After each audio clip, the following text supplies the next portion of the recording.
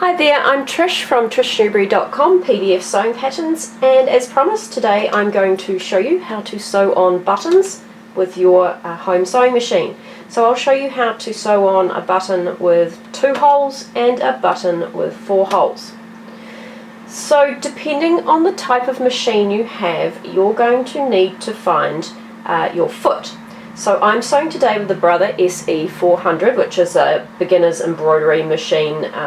It does lots of little things. Quite like it. Actually, I like it very much. So when we sew the buttons on, what's going to happen is the foot goes in like this, and this little catchment holds the back of the button in place. So I'm going to go ahead and install my foot. All I'm going to do is drop the old foot out and place the new foot here. Now the other thing about this model, and it might be the same with your machine as well, not all of them do it, but I have the ability to drop feed dogs. So if you come around to the back of the machine, there's a lever here, and I'm just going to push it to the back.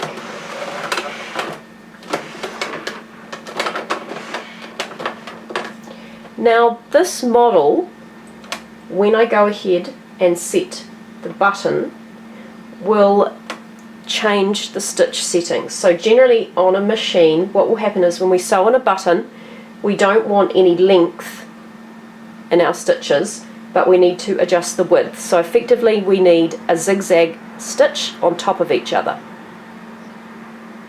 So if you have this model, all you need to do is select the button stitch, and this will change the length to nothing, but we need to adjust the width. On most machines you'll be selecting a zigzag stitch, making the length 0 and adjusting the width. So let me just put this into close-up and we'll continue. When we go to sew on our button, we have to make sure that the holes are beside each other. So make sure they're not on an angle like this. We want them, I suppose it's perpendicular, at right angles. And when we place them in the correct place on our fabric, what can happen is the motion of the machine will try and move that button out of the way. So what I do, in place of, I pop some clear tape on it. This will just rip away afterwards, but it just helps put that in the correct place to start with. Place the button where you want it and hold it in place with some tape, and then position it underneath like so. Make sure this is down, and what we're going to do is we're just going to lower the needle into the hole and then hand crank that, and I've started in the right hand hole. Now as it's come up, it's flicked over, and I can see straight away that that is not going to be wide enough.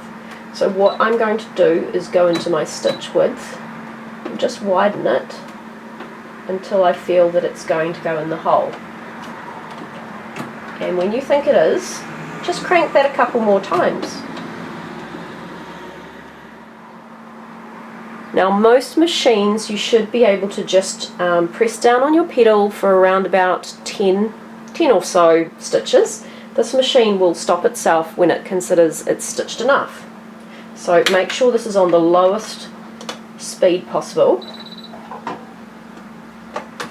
Make sure your presser foot's lowered.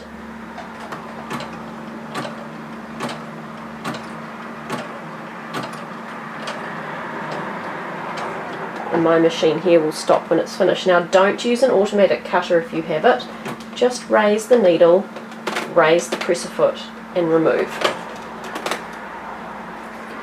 Now don't cut the threads too short. We're going to tie these from the back. So the first thing we're doing is removing our tape, and the beginning threads don't matter. We just need to stitch off the last threads. So just come to the back and pull them through, and what will happen is a tiny loop will come through. You just need to pull that loop through, maybe with a quick unpick. I use my thread cutters, which is probably not a good idea because it probably will cut the thread. We just want that loop to come through. So the reason we're tying off at the back is because what happens in store-bought clothing, after a couple of wears and washes, what happens is the buttons just come off. A lot of people hate that. So that loop I have there is just spare thread from the first stitch, the beginning of the stitch, not the end. So I'm just doing a standard knot there, right over left, left over right, and tying it off. And I will trim off those threads and make it all look tidy at the back. And then if my first thread's still at the front, which it is, I'll just trim it off at the base. Make sure all your tape, your clear tape, has been removed. And there is your perfectly stitched button. Take your button, place it in the correct position, make sure it is perpendicular, hold it into place,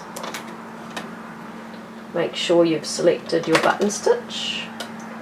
So we're going to start at the front. Now I'm starting, this machine starts on the right and then stitches left, but sometimes yours might stitch on the left and start right. So I'm going to put the needle down into the first hole.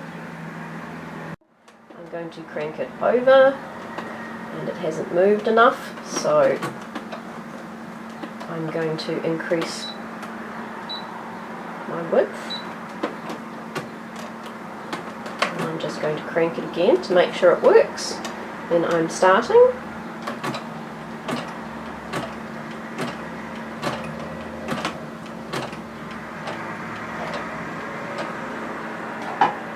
And then what I'm going to do is lift this up, bring my needle up. I'm going to reposition this so that what happens is the needle will go back into the first hole.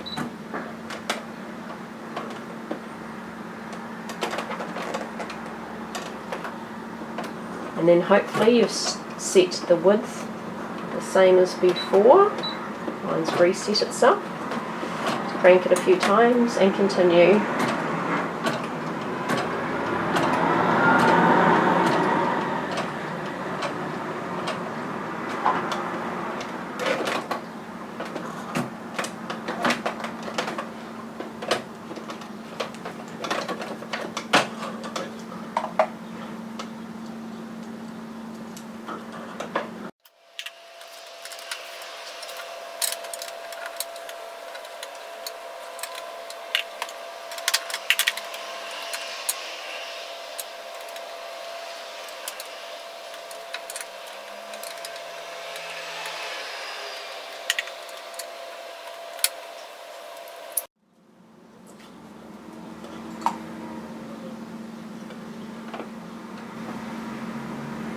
Now before you go any further, make sure if you have dropped those feed dogs, you put them back again.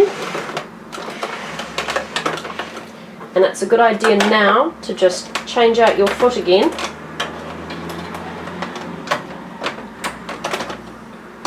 And reset everything just in case you forget.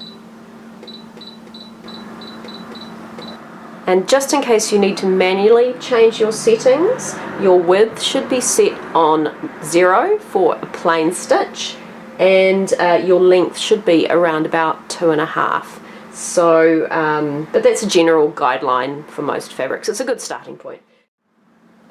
Thanks for joining me. I hope you find this tutorial useful. If you want to, go ahead and join my pattern discussion group on Facebook so you can see garments people have made with my patterns, and also post your makes so we can all see what you're up to.